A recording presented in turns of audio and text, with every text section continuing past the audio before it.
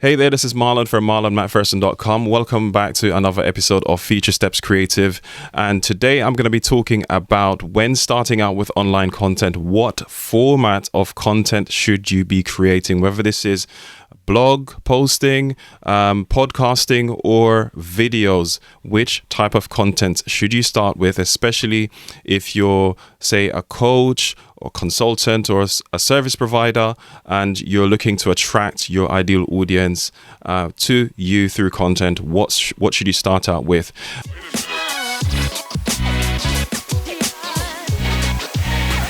Now, for a lot of people, content creation is something that, if they haven't done it before, it can be a bit of a challenge. But I'm sure you understand the need for online content, especially if you're one of those things that I've just mentioned. If you offer high value services, one of the things that is going to determine if people work with you or not is trust. That's the biggest factor. People have to trust you to decide whether or not they're going to work with you, especially if you're a coach, consultant, right? Because they're going to have that relationship going forward and they need to know that you're the right fit for them even before necessarily speaking to you. So that's what content does for you. Now, what do you start with?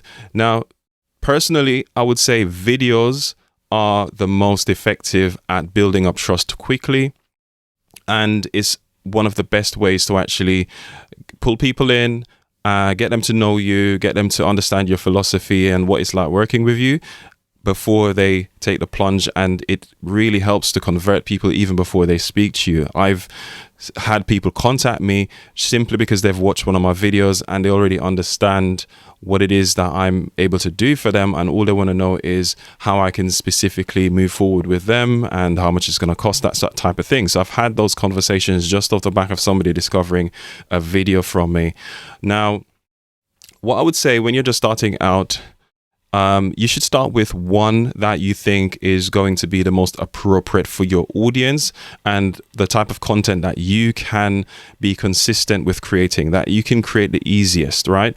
But it also, like I said, you have to balance it out with it needs to be appropriate for the audience. Some people prefer to watch videos, others prefer to listen to audio. So whether this is a podcast or ebooks, that's what I do a lot of the times because I'm a really busy person. So I don't have the time to necessarily sit down and watch a video. Or some people just read. They like to read things in a quiet moment just to sit down and have a look so they can digest whatever it is. So you have different types of people that want to consume content in different ways across your audience. So if you decide to do just one, actually, you might end up alienating segments of your audience. So realistically, you want to be able to do all three. But when starting out, if you have no choice, with what you can, well, not really if you have no choice, but if you're contemplating, I don't want to necessarily do videos, which I know is a big situation for a lot of people. That is the case for a lot of people because they feel like videos take a lot of time and work, and they might not necessarily want to go straight into a podcast as well. Writing is probably the easiest thing for you to start with. Whether you're a good writer or not, it doesn't matter. All you need to do is you're able to talk to people, you're able to explain something, and that can be captured in words and published as a blog post. And you can get help for anyone from anyone online who does content writing or does blog writing to actually put your words into a cohesive or a coherent post that people can actually get value from. So that's probably the easiest or the lowest barrier to entry. So I would say probably you should start there. Blog posting is going to do two things for you, in my opinion. There's two reasons why you want to do it. One is that it quickly allows you to build up content on your website that establishes authority. So then you can have your core topics under your core subject areas covered, and you can reference that when you speak to other people, when you speak to potential clients or anyone that's interested in getting help from you. You can always reference a post and so on. This is certainly something that's been helpful for me, especially when I've had to be repeating a lot of the same things. Having a post on it, you can always introduce someone, give a short answer that gets them into gets them going with what you need to explain, and then reference your blog post and say, hey, I've already done a post on this, go ahead and check this out. And you can always provide a lot of value that way, and they can actually read it in their own time, and it saves you a lot of time. So I would say aim for having like 100 blog posts when you start out on your site. That might seem like a lot to some people, but it is really what is needed to really establish some authority around your subject area. Now you can, you don't have to rush it. You can start slowly and just be consistent with publishing, one every few days or one a week or whatever you need to do. Or you can go the intensive route by doing a content streak or do a content challenge where you basically condense that down into, let's say, a month, and you get out as many posts as you can.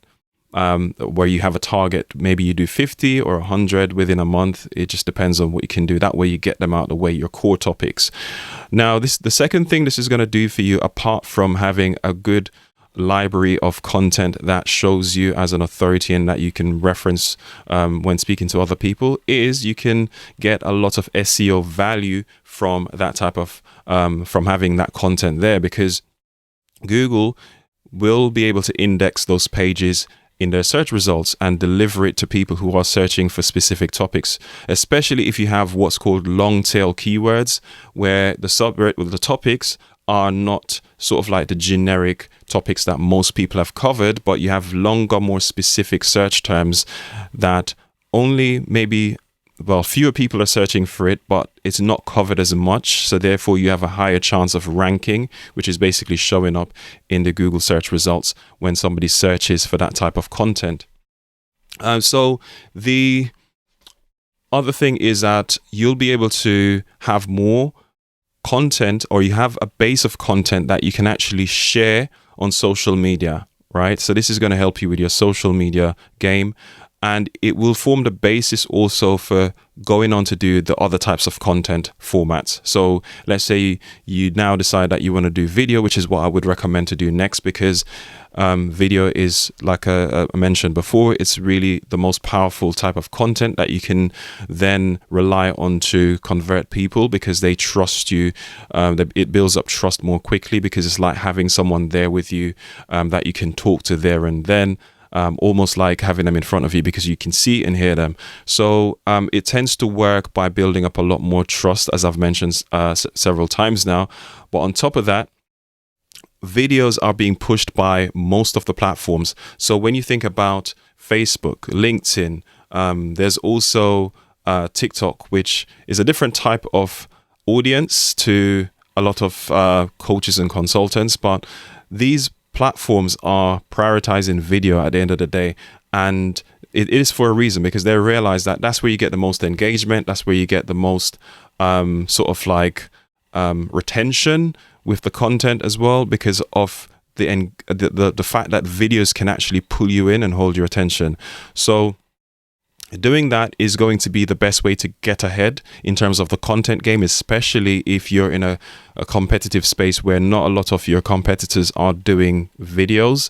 You want to get ahead of the game, you need to do videos. And like I said, a lot of people are shying away from that because they feel like they don't want to be on camera, or they don't want to do so much work to create videos. But there can be ways to create videos that is really easy and simple. I've done an episode on this, or a video on this, talking about what equipment you need to really start out doing videos, and you need nothing more than just a mobile phone and a mic. In fact, I'm doing that same thing right now. I'm doing that same setup where I'm using my phone and a mic plugged into it right now. So there's nothing to stop you. I'm doing this as one take. I might do some light editing and so on, but you don't have to. You don't have to. People will see that you're real and that you're authentic if you just talk to people the way that you would talk to them if they're right in front of you. Podcasting is another way to build up more trust, and that's a slightly different way that it goes about it, because that's primarily audio, so therefore people can't necessarily see you, even though you can do video podcasts as well, which is like what I'm doing now. However, it is a way for people to get more into your mind, and you can be a bit more relaxed and just deliver what you have to say. People kind of it's a more intimate way of communicating, or it can be in most cases. You can do podcasts that are a little bit more formal or whatever.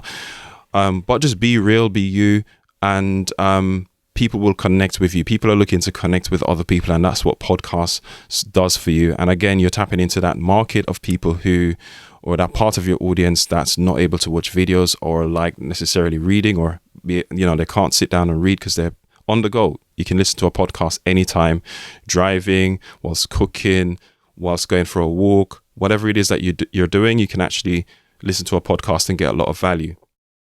That's what I do. And I learned a lot. I learn a lot through that, and I consume a lot of information through that. So there's a lot of value to be had from podcasts, and you might want to consider that.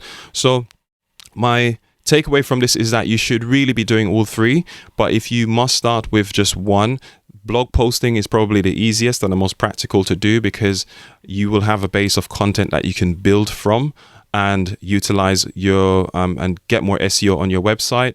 Then move on to videos, and videos will give you a lot of traction based on how platforms are pushing videos right now. And having a podcast gives you another way to really get intimate with your audience. When I say get intimate, not in that kind of way, but in a way that people can actually get to know you, and you're a bit more relaxed, and you can kind of just talk to people, and you can resonate more that way as well. Now, if you're looking to create online content, I have some resources on my site that can help you become more consistent with your content creation and help you to repurpose a lot of what you're doing already, so you can get more value or give more value and get more leverage out of your existing content. Check out my website, marlonmcpherson.com, and see the services there. Also, I have a toolkit with a list of some of my favorite tools that I use for my content creation and my websites. So you can have a look at that at marlonmcpherson.com/toolkit, where you can get access to that list. That's all I've got for you today. What I want you to do next is to go ahead and check out one of my other episodes. If you're watching this on LinkedIn or YouTube, check out one of my other videos that's going to either come up on screen, or I'll link in the description or the comments. Speak to you soon. Hey there, I just wanted to jump in and say thank you for tuning in to another episode of Future Steps Creative, and I hope you found this episode informative or helpful.